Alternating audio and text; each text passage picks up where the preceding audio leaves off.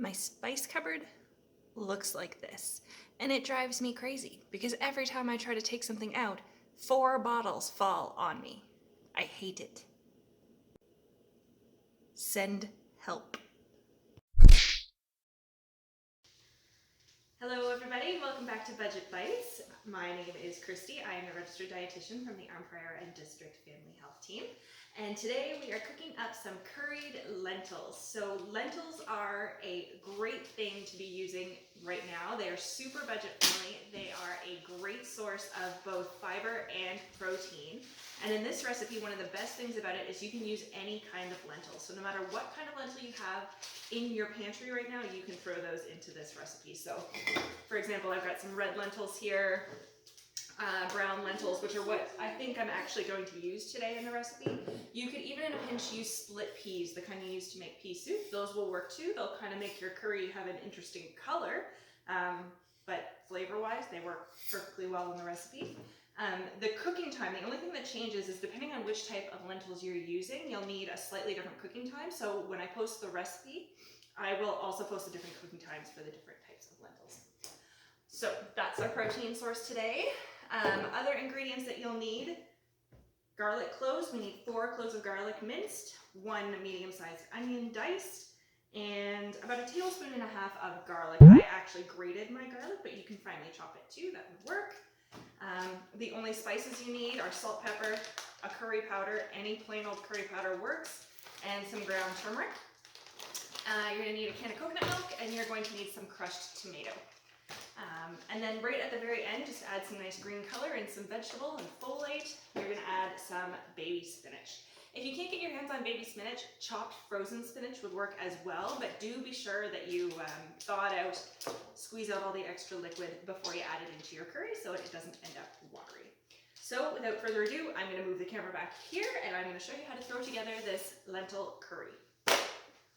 Okay, so what I've done here, I've got a nice heavy bottom pot. This is probably way too big for what we're making, but I like it because I like the heavy weight heats really nice and evenly. All I've done is I've heated 2 tablespoons of oil in here. And also the color is very nice. And this is one of Nate's favorite colors as well, yes. So I've got 2 tablespoons of oil heating in here, and to it I am going to add our onion,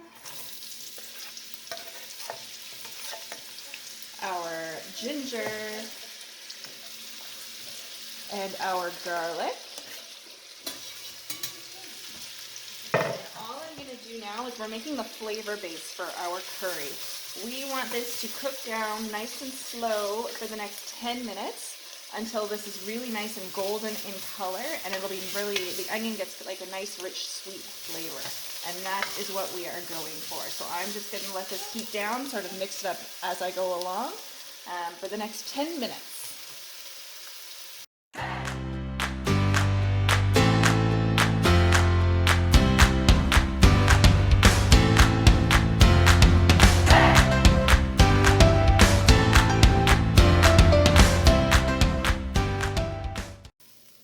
So this is looking nice and golden brown, and if you are using a pot that's not non-stick like this one here, as you're stirring them up, be sure to keep scraping the bottom and get all those little brown bits off the bottom. Those have a lot of flavor in them, and you also don't want them to burn down there.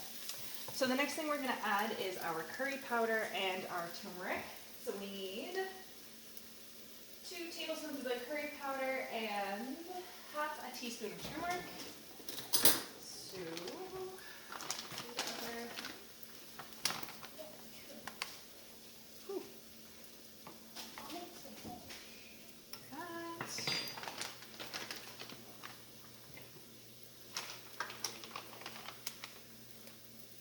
and we're just going to cook those out for 30 seconds to a minute. Be careful not to burn them. You should be able to smell them. And then we are going to add everything else into this pot. So here we go. I'm starting with the liquid so that I don't burn my spices, and I'm just giving the bottom of my pot a quick scrape again to sort of scrape all the flavor off the bottom there. So we need 3 cups of water. I've got 2 in there already. I need 1 cup of my dried lentils, 1 can of coconut milk,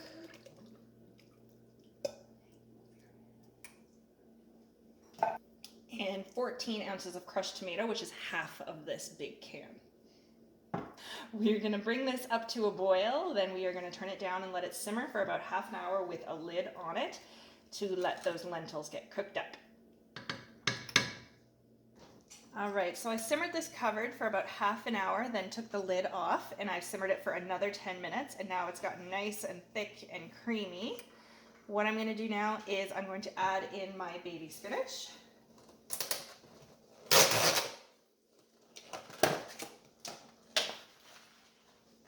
And I'm going to add what's going to look like a lot, but it really wilts down quite a bit. There.